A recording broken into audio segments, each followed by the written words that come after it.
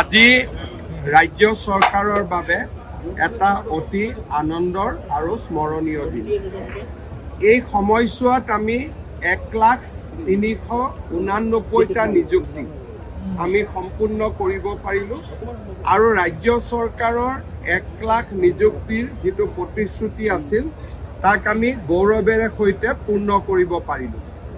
ইয়াৰ লগতে আজি প্ৰায় 23,000 সৰ্বশিক্ষা অভিযানত কাম কৰি থকা চুক্তিবদ্ধ শিক্ষকক নিয়মীয়াকৰণ হৈছে।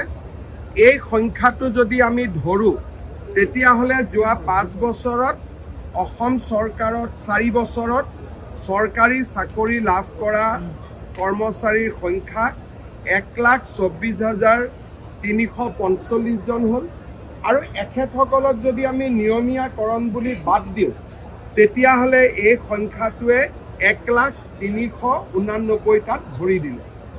অহা বছৰৰ ভিতৰত আমি আৰু 50,000 নিযুক্তি দিব পাৰোঁ নেকি, তাৰ বিষয়ে আমাৰ প্ৰচেষ্টা আমি আৰম্ভ কৰিছোঁ আৰু এই প্ৰচেষ্টা অব্যাহত থাকিব।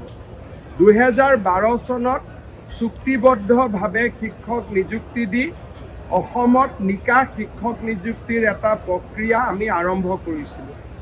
আজি সেই প্ৰক্ৰিয়াই পূৰ্ণতা পালে।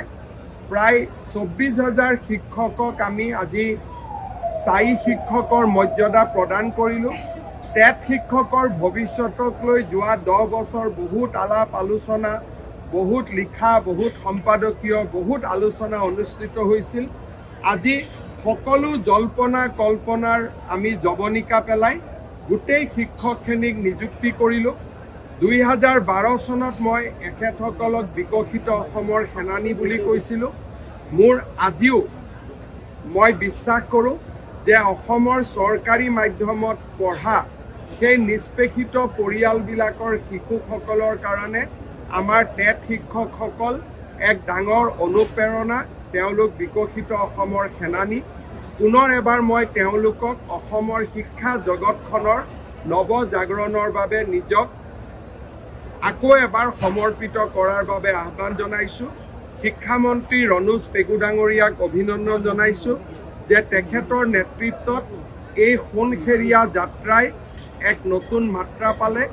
খুব কম দিনৰ ভিতৰতে নিযুক্তিৰ প্ৰক্ৰিয়া সমাপন কৰিব পৰা হ'ল।